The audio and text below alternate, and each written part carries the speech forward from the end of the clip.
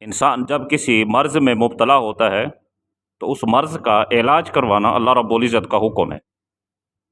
حضرت موسیٰ علیہ السلام کسی بیماری میں مبتلا ہوئے، ان کے پاس بنی اسرائیل آئے، انہوں نے مرض پہچان کر کہا کہ اے موسیٰ، آپ فلاں چیز سے علاج کریں، تندرست ہو جاؤ گے۔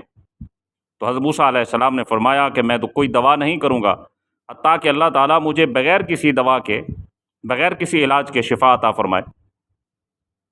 پھر حضرت موسیٰ علیہ السلام کا مرض طول پکڑ گیا، مرض اور بڑھ گیا، تو پھر بنی اسرائیل نے آ کر کہا کہ اے موسیٰ، آپ علاج کریں، اللہ رب العزت آپ کو شفا دے دے گا۔